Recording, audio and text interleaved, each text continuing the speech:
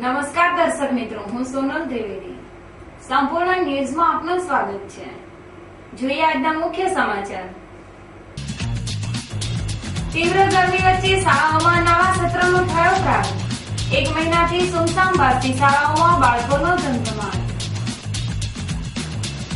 બનાસકાંઠામાં તીવ્ર ગરમીની અસર. લીલા શાકભાજીનું વાવેતર સુકાતા ભાવ ઉપર તોળાઈ રહ્યો છે વધારો. માઉન્ટ ખાતે બ્રહ્માકુમારીના મીડિયા સેમિનારમાં સાંસ્કૃતિક કાર્યક્રમોની રમઝટ. જાણીતા કલાકારોની અદાકારી શ્રોતાઓને કરી રહી મંત્રમુગ્ધ. પાલનપુર ખાતે rotary club of diamond city Palanpur દ્વારા યોજાયો શબ્દાભિષેક કાર્યક્રમ. મગરવાડાના જાણીતા સાહિત્યકાર કિશોરસિંહ સોલંકી બનાસરત્ન એવોર્ડથી નવાજવામાં આવ્યા.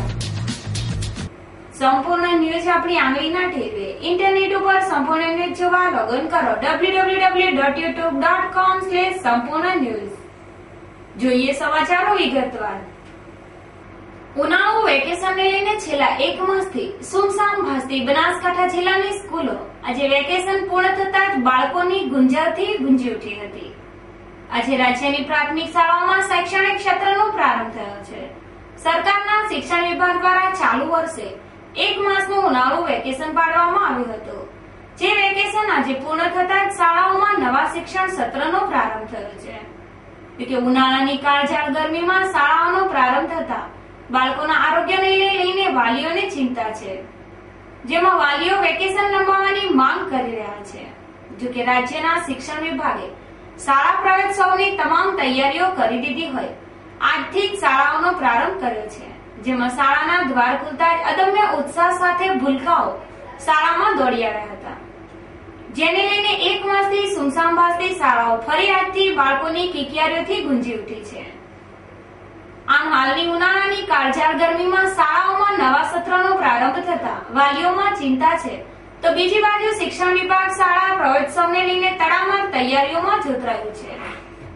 જો કે બનાસકાંઠાની 2315 જેટલી શાળાઓમાં 5.21 લાખ ઉપરાંત ભૂલકાઓ શિક્ષણ મેળવી રહ્યા છે. જે વિદ્યાર્થીઓને હીટવેવ વચ્ચે શિક્ષણ કાર્ય કરવાની ફરજ પડી રહી છે.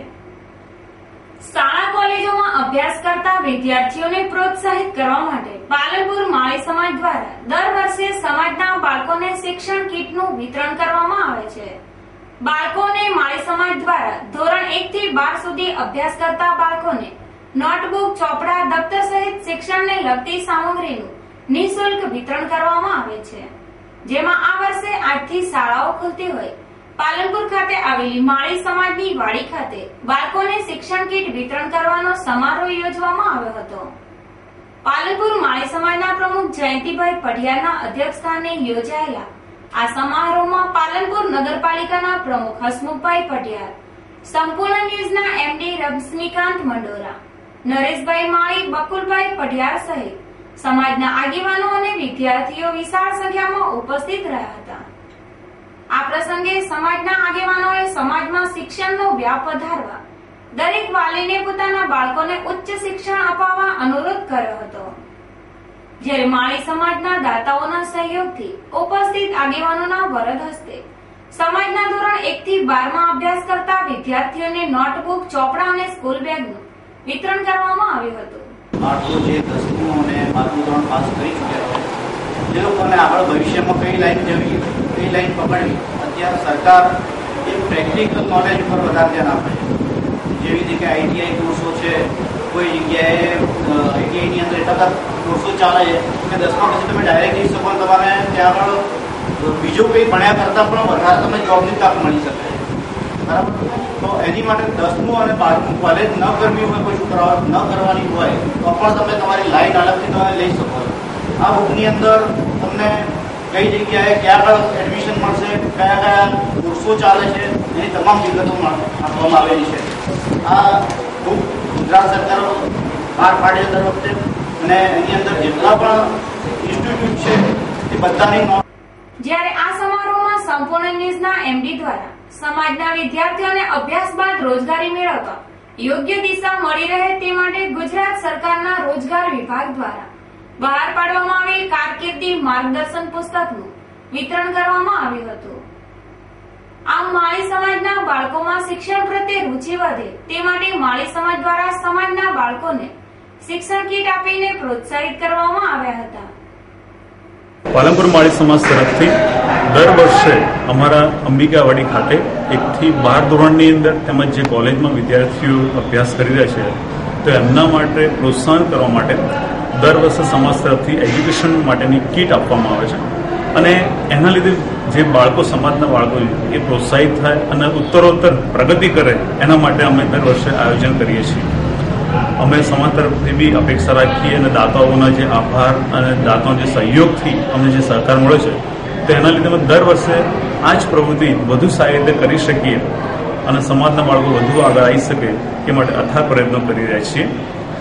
સમાજની અંદર બધા જ વર્ગના બાળકો અભ્યાસ કરે છે. આમાં એવું બની શકે કે અમુક બાળકો એજ્યુકેશનની અંદર વીક હોય અથવા એમને કોઈ પણ સહાયની જરૂર પડતી હોય તો બી અમારો સમાજ ખડે પગે હાજર રહે છે અને એ લોકોને મદદ કરવા માટે હર હંમેશ આગળ વધે.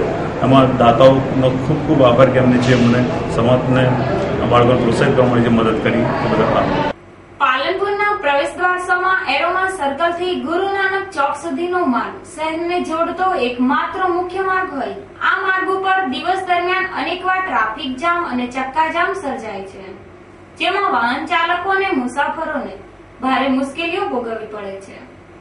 પાલનપુરના ગુરુ નાનક ચોક વિસ્તારમાં પાર્કિંગ સુવિધાના અભાવે લોકો આડેધડ વાહનો પાર્ક કરતા હોય ગુરુ નાનક ચોકમાં દિવસ દરમિયાન વાહનોનો જમેલો જામેલો જોવા મળે છે, જેના કારણે અવારનવાર ટ્રાફિક સર્જાય છે. ટ્રાફિકની સમસ્યા આજે સવારે ગુરુ નાનક ચોકમાં વાહનોની સંખ્યા વધી જતા ચક્કાજામ સર્જાયો હતો. જોકે આગળ જવાની ઉતાવળમાં વાહનો અંદરોઅંદર ફસાઈ જતા લાંબો સમય સુધી ટ્રાફિકની સમસ્યા સર્જાઈ હતી, જેને લઈને પેટ્રોલ ડીઝલનો ધુમાડો નીકળવાની સાથે વાહનોના ઘોંઘાટથી ધ્વનિ પ્રદૂષણની સમસ્યા સર્જાઈ હતી. જોકે ગુરુ નાનક ચોકમાં ટ્રાફિકની સમસ્યા ઉપર અંકુશ મેળવવા માટે ટ્રાફિક પોઈન્ટ્સ કાર્યરત કરવામાં આવેલ છે. તેમ છતાં અવારનવાર ટ્રાફિક જામ સર્જાય છે, જે ટ્રાફિક જવાનોની બેદરકારીની ચાડી ખાય છે. જોકે દિવસ દરમિયાન અનેકવાર સર્જાતી ટ્રાફિકની સમસ્યાઓ પર અંકુશ મેળવવા ટ્રાફિક તંત્ર સજાગ બને તે જરૂરી છે.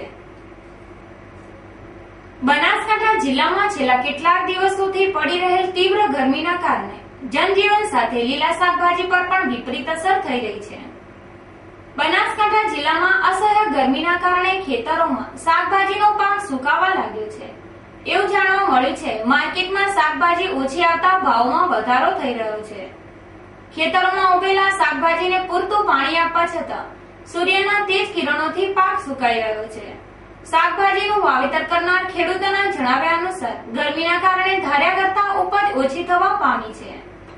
શાકભાજીના વેપારીઓના જણાવ્યા પ્રમાણે ગરમીની અસરથી શાકભાજી કરમાઈને જલ્દી ખરાબ થઈ જાય છે અને આ પ્રકારની શાકભાજી ખરીદી કરતા અચકાય છે. ભાવો પણ વધવાથી શાકભાજીની માંગ ઘટી છે.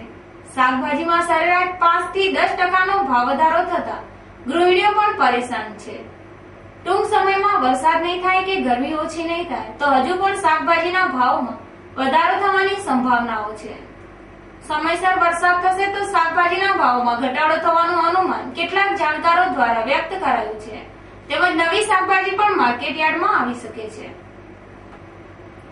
રાજસ્થાનના માઉન્ટ આબુ ખાતે આવેલા પ્રજાપિતા બ્રહ્માકુમારી ઈશ્વરીય વિશ્વવિદ્યાલય ખાતે ચાલી રહેલા 5 દિવસીય મીડિયા સેમિનારમાં દેશભરના ખ્યાતનામ પત્રકારો બાબાના સાનિધ્યમાં ભાગ લઈ રહ્યા છે. વિશ્વ વિભૂતિઓની વિશેષ ઉપસ્થિતિમાં ચાલી રહેલા 5 દિવસીય મીડિયા સેમિનારમાં અનેક વક્તાઓ દ્વારા પત્રકારોને મીડિયાલક્ષી માર્ગદર્શન આપવામાં આવે છે. તો જાણીતા કલાકારો અને બાળ કલાકારો દ્વારા આ સેમિનારમાં સાંસ્કૃતિક કાર્યક્રમ રજૂ કરવામાં આવી રહ્યા છે. જોઈએ આ સાંસ્કૃતિક કાર્યક્રમની કેટલીક ઝલકો.